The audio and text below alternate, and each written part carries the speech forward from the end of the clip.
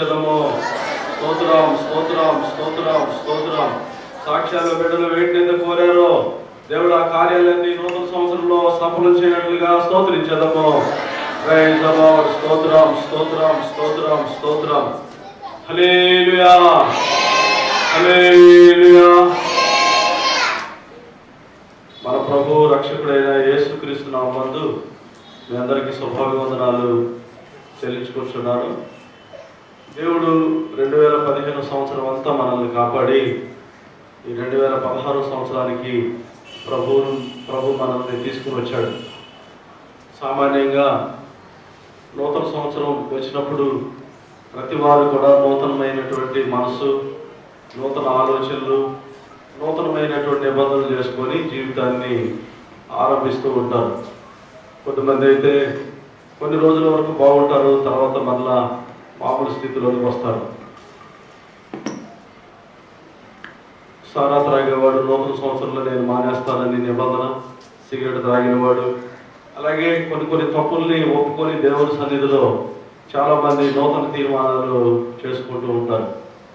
కానీ అవి స్థిరంగా ఈ సంవత్సరం చివరి వరకు నిలిచి ఉంటే దేవుడు మీ కుటుంబాన్ని, మీ జీవితాన్ని ప్రభు ఆశీర్వదిస్తాడు. విశేషంగా ఈ 2016 సంవత్సరం మనకు దేవుడు ఒక రక్షణ సంవత్సరంగా దేవుడు మార్చాలి. సమాధాన సంవత్సరంగా, ఆశీర్వాద సంవత్సరంగా దేవుడు ఈ సంవత్సరాన్ని మార్చాలి. ఈ సంవత్సరం అంతా మనం దీవించబడాలి అంటే, ఈ సంవత్సరం అంతా కూడా మనం బాగుండాలి అంటే ఏం చేయాలి? ఈ సంవత్సరం అంతా కూడా దేవుడి కృపలో ఎదగాలంటే ఏం చేయాలి అనే దాని గురించి మనం ఆలోచన చేయాలి. నిజంగా ప్రియమైనటువంటి దేవుడి బిడ్డలారా, బైబిల్ గ్రంథంలో మనం గమనించినట్లయితే దేవుడు మనుష్యుని సృష్టించిన ఉద్దేశం ఆశీర్వదించడానికే. ఏదైనా తోటలో ఆదాము అవ్వాలని దేవుడు సృష్టించి మొట్టమొదటిగా ఆదాముని తన పోలిక చొప్పున సృష్టించి ఆదాముని ఆశీర్వదించిందని మనం చదువుతున్నాం. అలాగే పేతురు భక్తుడు కూడా ఆశీర్వాదానికి వారసులు అవడానికే దేవుడు మనల్ని పిలిచాను అంటున్నాడు. ఆశీర్వాదం అనేది ఈ రోజుల్లో అవసరం. దేవుడు ఒక మనిషిని ఆశీర్వదించినట్లయితే మనుషుడు తనంతట తాను ఆశీర్వదించబడలేడు. అయితే ఏం చేయాలి? మనం ఏ విధంగా నూతన సంవత్సరంలో ముందుకు సాగిపోవాలి? బైబిల్ గ్రంథంలో నుండి కొన్ని వచనాలని మనము ధ్యానిద్దాము. సంఖ్యాకాండం 16వ అధ్యాయం 22వ వచనం.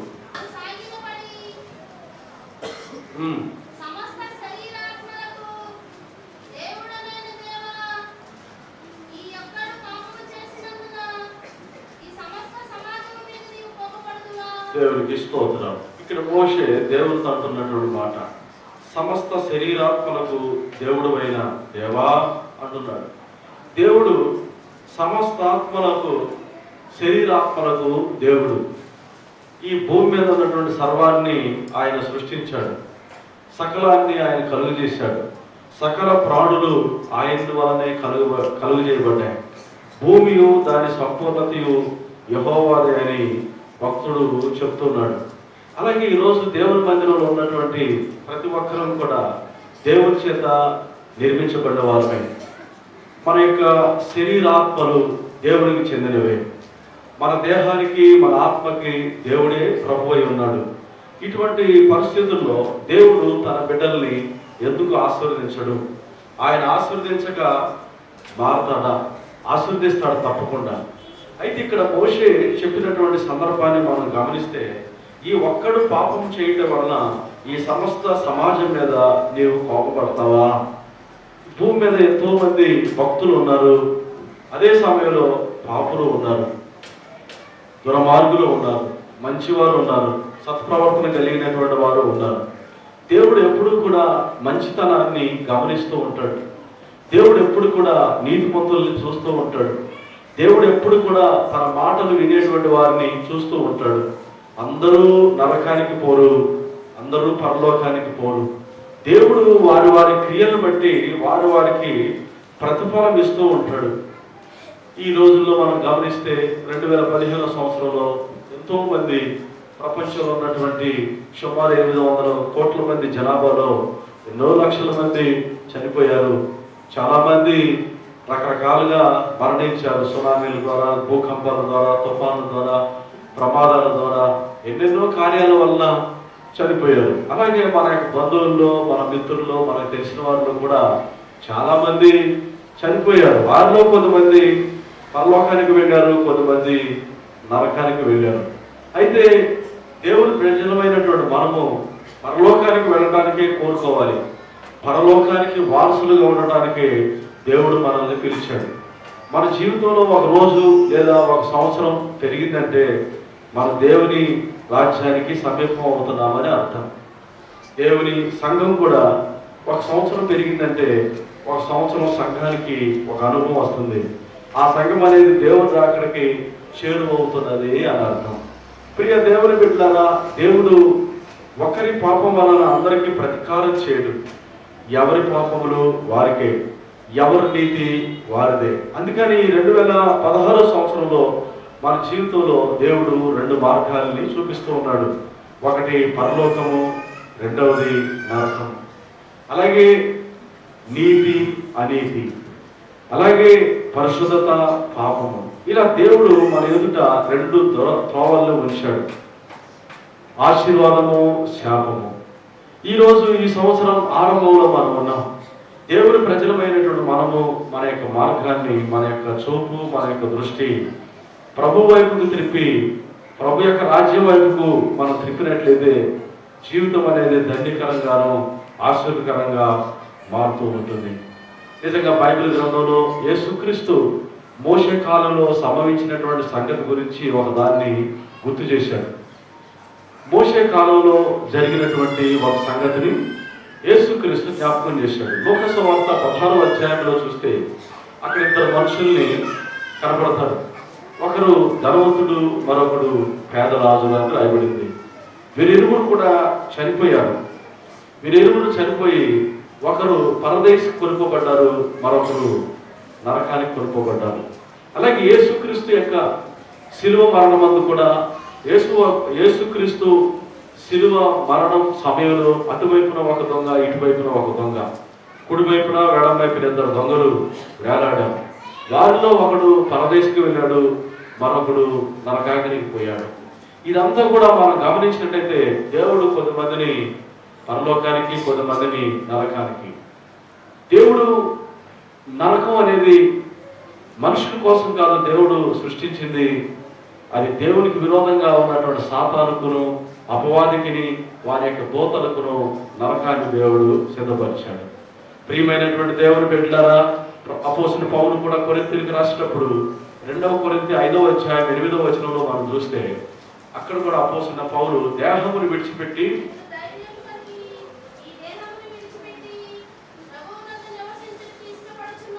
ఈ దేహమును విడిచిపెట్టి ప్రభువునొద్ద నివసించుటకు ఇష్టపడుచున్నాను. కావున దేహమందును దేహం విడిచినను ఆయనకి ఇష్టమై ఉండవల్లని మిగులు అపేక్షించుచున్నాను. ఇక్కడ పౌలు ఏం చెప్తున్నాడంటే, ఇట్లు ధైర్యం కలిగి దేహమును విడిచిపెట్టి ప్రభువునొద్ద నివసించుటకు ఇష్టపడుచున్నాము. కావున దేహమందును దేహమును విడిచినను ఆయనకి ఇష్టమై ఉండవల్లని మిగులు అపేక్షించున్నాను. అపోస్తలుడు పౌలు ఒక నిరీక్షణాస్పదమైనటువంటి మాటల్ని కొరింథీయులకు చెప్తున్నాడు. మనం ఎన్ని రోజులు బ్రతుకుతామో తెలియదు, కానీ దేవుడు మనకైతే శరీరాన్ని ఇచ్చాడు. ఆ శరీరంలో ఒక ఆత్మ అనేది ఉంది. ఈ ఆత్మ అనే దాని గురించే పౌలు అనేక సందర్భాల్లో బోధిస్తూ ఉన్నాడు. ఈ దేహమును విడిచి అంటున్నాడు. అంటే ఒకరోజు మనము ఈ దేహాన్ని విడిచిపెట్టి మనం సృష్టించినటువంటి సృష్టికర్త దగ్గరికి మనం వెళ్ళవలసిందే. మనం సృష్టించినటువంటి సృష్టికర్త దగ్గరికి మనం ఒకరోజు వెళ్ళవలసిందే. సంఖ్యాకాండము 16వ అధ్యాయంలో 22వ వచనంలో సమస్త శరీరాత్మలకు దేవుడు అయినటువంటి దేవా, సమస్త శరీరాత్మలకు ఆయనే దేవుడు. ఒకరోజు ఈ శరీరాన్ని ఆత్మ వదిలిపెట్టినప్పుడు ఆత్మ దేవుని దగ్గరికి వెళుతుంది. దీని గురించి సొలొమోను జ్ఞాని చక్కగా చెప్తున్నాడు. మనైనది వెనకడం వల్లే మట్టికి చేరుతుంది, ఆత్మ దాన్ని దయచేసినటువంటి దేవుని దగ్గరికి పోతుంది. నిజంగా మనకంటే ముందుగా ఎంతో మంది, చాలా మంది పరుగు తొదముట్టించారు. వారిలో చాలా మంది నరకానికి వెళ్ళారు, కొంతమంది పరలోకానికి వెళ్ళారు. మనకంటే ముందుగా వెళ్ళిన వారు, పరలోకానికి వెళ్ళిన వాళ్ళు మంచివాళ్ళు కాదు. మనకంటే ముందు నరకానికి పోయిన వాళ్ళు, ప్రస్తుత భూమి మీద ఉన్న మానవాళి కంటే నరకానికి వెళ్ళిన వాళ్ళు చెడ్డవాళ్ళు కాదు. కానీ దేవుడు ప్రతి మనుషుని కూడా ఆయన పరిశీలిస్తూ ఉన్నాడు. భూమి మీద పడినది మొదలుకొని చనిపోయే వరకు దేవుడు మనుషుడికి కొన్ని అవకాశాలు ఇస్తూ ఉంటాడు. ఎటువంటి అవకాశాలు అవి? రక్షణ పొందుతావా లేదా? నీవు మారు మనసు పొందుతావా లేదా? నీవు దేవుని సన్నిధికి వస్తావా? నీ సృష్టికర్త అయినటువంటి నీ దేవుణ్ణి నీవు జ్ఞాపకం చేసుకొని ఆయన యొక్క నీతి మార్గంలో నడుస్తావా లేదా అని దేవుడు కొన్ని సమయాల్లో తన ప్రజల్ని హెచ్చరిస్తూ ఉంటాడు. సర్వమానవాడిని ఆయనే సృష్టించాడు. ఈ భూమి మీద ఉన్నటువంటి సకల సృష్టిని ప్రభువే సృష్టించాడు. కానీ నా ప్రజలు అని అంటున్నాడు కొంతమందిని గురించి. అలాగే సమస్త మానవాళి గురించి దేవునికి ఒక ఉద్దేశం అనేది ఉంది. ఎవరు నశించిపోవటం దేవునికి ఇష్టం కాదు. అందరంతటా మారు మనసు పొందాలని దేవుని ఉద్దేశమైనటువంటి ఈ 2016 సంవత్సరంలోనైనా మారు మనసు పొందండి. దేవుని ప్రజలారా, నిజమైన రక్షణ, నిజమైన మారు మనసు లేనట్లయితే ఈ సంవత్సరం దేవుడు కృప ద్వారా ఇచ్చాడు. ఈ సంవత్సరాన్ని దేవుడు నీకు పొడిగించాడు. ఈ సంవత్సరంలోనైనా నీవు రక్షించబడి దేవుని బిడ్డగా మారి పరలోకం వైపుకు ప్రయాణం చేయాలని దేవుడు ఎదురు చూస్తూ ఉన్నాడు. ఇక్కడ ధనవంతుడు లాజరు గురించి మనము చూసినట్లయితే ధనవంతుడు నరకానికి వెళ్ళాడు. ధనవంతుడు చెడ్డవాడా? కాడు. ఈ యొక్క పేదవాడు పరలోకానికి వెళ్ళాడు. అతడు మంచివాడా? కాడు. కానీ అక్కడ జరిగిన వాస్తవం ఏంటంటే ఈ ధనవంతుడు ఓదారంగు వస్త్రాలు ధరించుకొని నిత్యము సుఖపడువాడు అని రాయబడింది. ఆయన గురించి ఎక్కువగా బైబిల్ గ్రంథంలో రాయబడలేదు. కానీ అతడు మంచివాడు. అతడు ఎవరిని చంపలేదు, ఎవరికి కీడు చేసినట్టుగా రాసలేదు, ఎవరిని మోసం చేసినట్టుగా లేదు, అన్యాయం అక్రమం చేసి సంపాదించినట్టుగా కూడా లేదు. కానీ ఇతడు ఎందుకు నరకానికి వెళ్ళాడు? అతడు చక్కగా భోజనం చేశాడు, చక్కగా వస్త్రాలు కట్టుకున్నాడు, ఖరీదైనటువంటి వస్త్రాలు. దేవుడు అతనికి ఒకవేళ సమృద్ధినిచ్చి ఉండవచ్చు, తన తాత ముత్తాతల ద్వారా వచ్చినటువంటి సంపద అయి ఉండవచ్చు.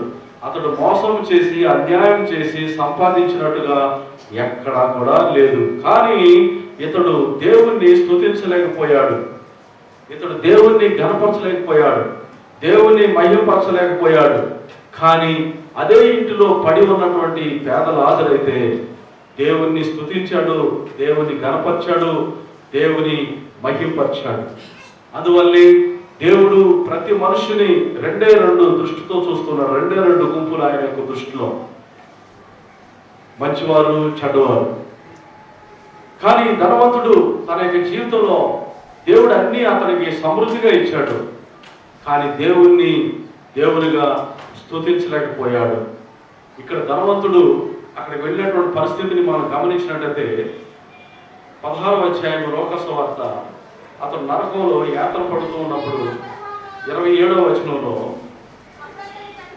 తండ్రి అలాగైతే నాకు 5 సహోదరులు ఉన్నారు,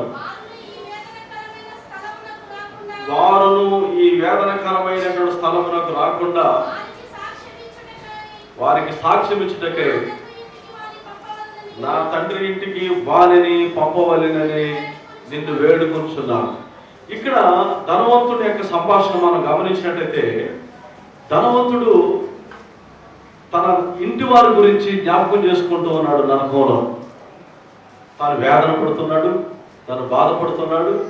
నరకంలో అగ్ని ఆరదు, పురుగు చావదని రాయబడింది. అటువంటి నరకాగ్నిలో వేదన పడుతూ తన ఇంటి వారిని జ్ఞాపకం చేసుకుంటూ ఉన్నాడు.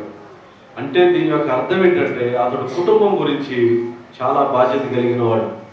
అతడు తన ఇల్లు ఒకవేళ పెద్ద కుటుంబంగా ఉండవచ్చు, తన ఇంట్లో వాళ్ళందరూ అదే పరిస్థితుల్లో దేవుని వదిలిపెట్టి దేవుని సన్నిధికి దూరమై తినుచు త్రాగుచు సంపాదించుచు వాళ్ళు ఆ విధంగా కనబడి ఉండవచ్చు. అందుకని ఇతడు ముందుగా చనిపోయాడు. ఇతడు నరకంలో యాతన పడుతూ తన తండ్రి ఇంటి వారి గురించి జ్ఞాపకం చేసుకుంటూ ఉన్నాడు.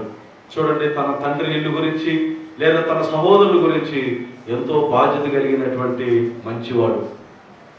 ఈ భూమి మీద ఉన్నటువంటి ఎంతో మంది మంచివాళ్ళు ఉన్నారు. ఈ భూమి మీద చాలా మంది రకరకాల దాన ధర్మాలు చేసి, యాగాలు చేసి, యజ్ఞాలు చేసి, పుణ్యాలు చేసి ఎంతో మంది భూమి మీద మంచి వాళ్ళు ఉన్నారు, మేలు చేసేవాళ్ళు. కానీ నిజమైనటువంటి దేవుణ్ణి ఎరుగకుండా, నిజమైనటువంటి రక్షణ పొందకుండా ఉంటే ఏ మనుషుడైనా, ఎంత గొప్పవాడైనా, ఎంత పుణ్యాత్ముడైనా తిన్నగా నరకాగ్నిలోనికి వెళ్ళవలసిందే.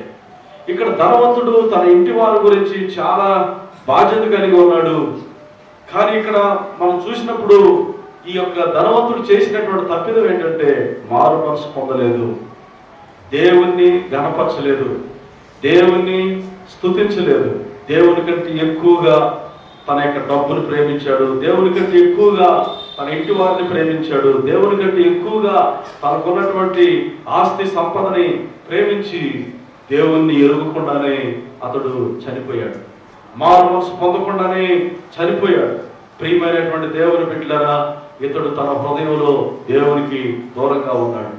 ఒకవేళ నా మాటలు వినిచున్నటువంటి ప్రజలారా, మీ హృదయాలు దేవునికి దూరంగా ఉండవచ్చు. ఈ నూతన సంవత్సరంలో మనం దేవునికి సమీపంగా వద్దాం. ఈ నూతన సంవత్సరంలో నిజంగా పేదవాడిని మనం గమనించినట్లయితే అతడు లాజరు, అతని పేరు. అతడు అబ్రహాము రొమ్మున ఆనుకొని సంతోషిస్తున్నట్లుగా మనం చూస్తూ ఉన్నాం.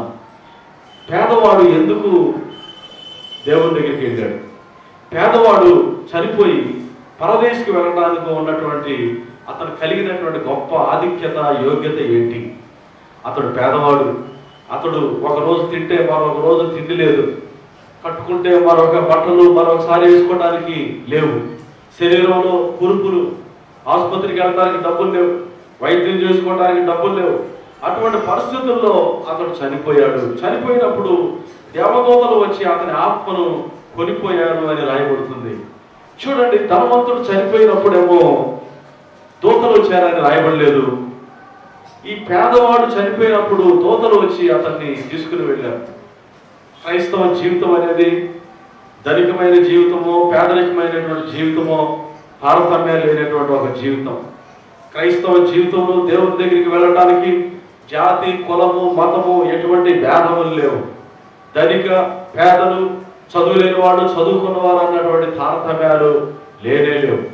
ఎవరైతే భూమి మీద దేవుణ్ణి దేవునిగా మహిమపరుస్తారో, ఎవరైతే భూమి మీద తమ యొక్క దుష్ప్రవర్తనని మార్చుకొని ప్రభు వైపుకు తిరిగి ప్రభు మార్గంలో నడుస్తారో, దేవుడు వారి కొరకు పరలోకాన్ని సిద్ధపరుస్తూ ఉన్నాడు.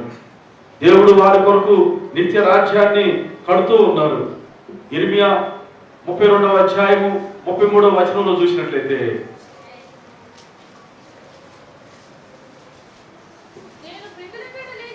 నేను పెద్దల కడ లేచి వారికి బోధించినను, వారు నా బోధన అంగీకరింపకపోయి, వారు నా తట్టు ముఖం త్రిప్పుకొనక వీపునే త్రిప్పుకొనేది. చూడండి, దేవుడు ఏమంటున్నాడు? నేను పెద్దల కడ లేచి వారికి బోధించినప్పటికీ వారు నా బోధన అంగీకరింపకపోయారు, నా తట్టు తమ ముఖాన్ని త్రిప్పుకోలేదు, కానీ వీపునే త్రిప్పారు.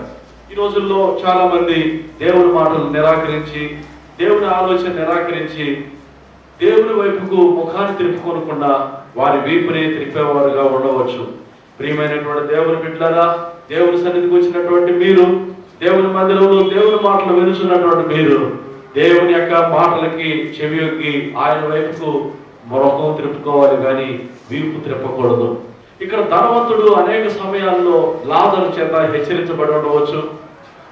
అక్కడ ప్రభు చెప్తున్నాడు, తండ్రి అయిన అబ్రహామా, నాకు 5 సహోదరులు, అక్కడికి ఈ వ్యక్తి వెళ్ళినట్లయితే వాడు మారు మనసు పొందుతారు అని అక్కడ చెప్తున్నాడు. కానీ అక్కడ అబ్రహాం ఏమంటున్నాడు? అలాగనవద్దు. అబ్రహాం ఏమంటున్నాడు అక్కడ చదవండి, వారి యొక్క మోషేయు ప్రవక్తలు ఉన్నారు. వారి యొక్క మోషేయు ప్రవక్తలు ఉన్నారు. కాబట్టి ఇది మోషే కాలంలో జరిగినటువంటి ఒక సంగతి. ఇది యథార్థ కాదా? మోషే కాలంలో జరిగింది. అక్కడ మోషే ప్రవక్తలు ఉన్నారు. వాడు చెప్పినటువంటి మాట వింటే వాడు రక్షించబడి ఈ నరకమైనటువంటి యాతనకి రారు. ఇక్కడ ధనవంతుడు ఏమంటాడు? అయ్యా, నేను ఇక్కడ యాతన పడుతున్నాను, బాధపడుతున్నాను, నేను సహించలేకపోతూ ఉన్నాను, నాకు 5 సహోదరులు ఉన్నారు, నా భార్య ఉంది, నా బిడ్డలు ఉన్నారు, నా తండ్రి ఉన్నారు, నా తల్లి ఉంది, నా అన్నదమ్ముడు, నా అక్క చెల్లెలు ఉన్నారు. అయ్యో, వారి యాతనకరమైనటువంటి స్థలానికి రాకుండా ఇక్కడ నుండి పంపించాలంటున్నాడు. అప్పుడు ప్రభు ఏమంటున్నాడు, అక్కడ మోషే ప్రవక్తలు ఉన్నారు. దేవుని బిడ్డలారా, దేవుని యొక్క మాట, దేవుని యొక్క శబ్దాన్ని, దేవుని యొక్క సత్యాన్ని మనం గమనించాలి. దేవుని యొక్క బోధనకి చెవియొక్కాలి. వారు నా తట్టు తమ ముఖమును త్రిప్పుకొనక వారు తమ వీపుని త్రిప్పుకొన్నారు అంటున్నాడు ప్రభు. వారు తమ వీపుని త్రిప్పుకొని రక్షణ లేని వారుగానే ఉంటున్నారు.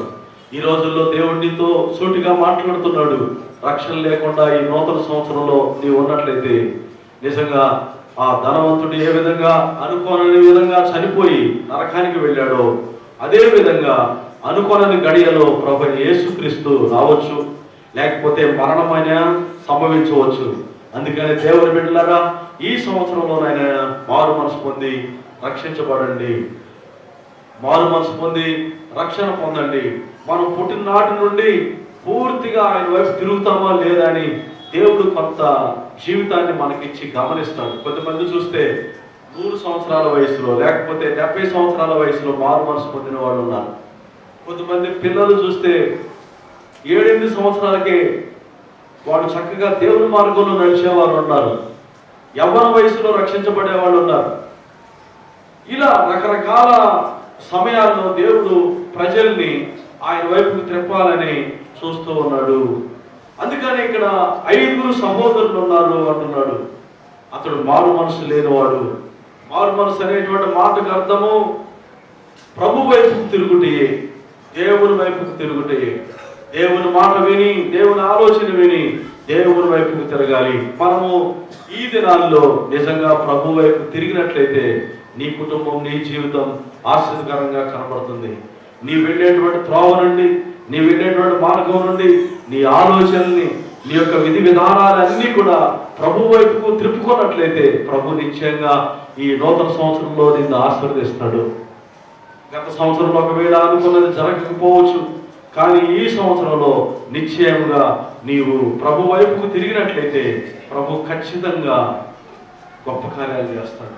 ఇక్కడ ధనవంతుడు పరలోకానికి వెళ్ళడానికి కారణం అతడు ప్రభువుని నమ్మాడు, ప్రభు వైపుకు తిరిగాడు, ధర్మశాస్త్రాన్ని అనుసరించాడు, ఆయన కట్టడలు అనుసరించాడు.